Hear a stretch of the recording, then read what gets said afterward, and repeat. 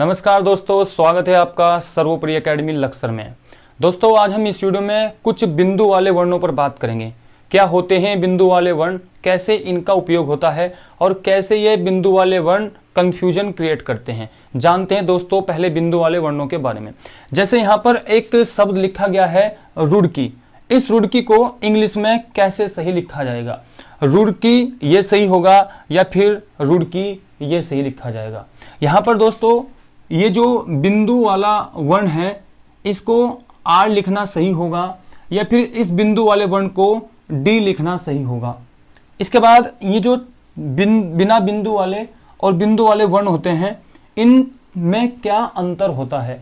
जैसे दोस्तों आप इधर कुछ शब्दों में देख सकते हो, जैसे कि एक शब्द लिखा गया है डमरू।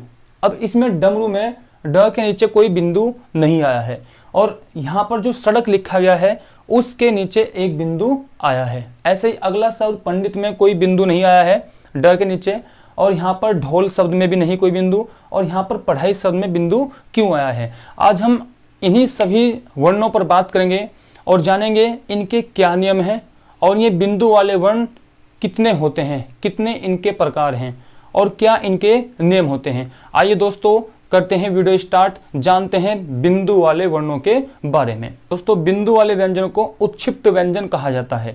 इनकी क्या परिभाषा है? इनकी दोस्तों परिभाषा है जिन व्यंजन वर्णों के उच्चारण करते समय जीभ का अग्रभाग झटके के साथ नीचे गिरता हो उन्हें उत्क्षिप्त व्यंजन कहते हैं। और दोस्तों उत्क्षिप्त व्यंजन हिंदी वर्णमाला में दो प्रकार के होते हैं। अब हम इन दो प्रकार के उत्क्षिप्त व्यंजन पर पूरी डिटेल से बात करेंगे। इन्हें बोला कैसे जाता है और इंग्लिश में इनका प्रयोग कैसे होता है। बात करते हैं दोस्तों उत्क्षिप्त व्यंजन के प्रयोग के नियम की। नियम की बात करने से पहले हम ये जान लेते हैं कि उत्क्षिप्त व्यंजन के अन्य नाम क्या क्या होते हैं। दोस्तों उत्क्षिप्त व्यंजन को द्विगु व्यंजन भी कहा जाता है या नवनिर्मित व्यंजन भी कहा जाता है। ताड़नजात व्यंजन भी उत्क्षिप्त व्यंजन का ही अन्य नाम है और इसको विकसित वर्ण भी कहा गया है। यह नाम दोस्तों नवनिर्मित वर्ण क्यों कहा जाता है? क्योंकि इन वर्णों का जो विकास हुआ है वो ड और ढ से हुआ है। हिंदी वर्णमाला के ये तीसरे और चौथे वर्ण से निर्मित हुए हैं, इसलिए इनको नवनिर्मित व्यंजन भी कहा जाता है। तो अंग्रेजी में कैसे लिखा जाता है और हिंदी में इनका उच्चारण कैसे होता है? अगर बात करें दोस्तों इन उत्क्षिप्त व्यंजनों को अंग्रेजी में लिखने की, तो दोस्तों ये जो बिंदु वाला ड होता है इसको आर लिखा जाता है और जो ये ढ बिंदु वाला होता है इसको आर एच लिखा जाता है। अब इन वर्णों को हिंदी में उच्चारण कैसे किया जाता है? तो दोस्तों ये जो ड होता है इसको हिंदी में अढ़ बोला जाता है, अढ़। और ये जो ढ होता है इसको उत्क्षिप्त व्यंजन में अढ़ बोला जाता है। इसके बाद बात करते हैं इन वर्णों की। इसको ड को अंग्रेजी में ड ही लिखा जाता है और ढ को अंग्रेजी में डी एच लिखा जाता है। अब कुछ उदाहरणों की बात करते हैं कि कैसे इनका प्रयोग होता है। अब देखते हैं दोस्तों कुछ उदाहरण। जैसे कि एक शब्द रुड़की लिखा गया है। अब हमें इसे इंग्लिश में कैसे लिखना पड़ेगा? इस शब्द को हम रू को आर डबल ओ लिखेंगे और यहाँ पर ये बिंदु वाला डी आ रखा है तो इसको अढ़ा बोलते हैं। तो इसके लिए दोस्तों क्या यूज करेंगे हम? आर।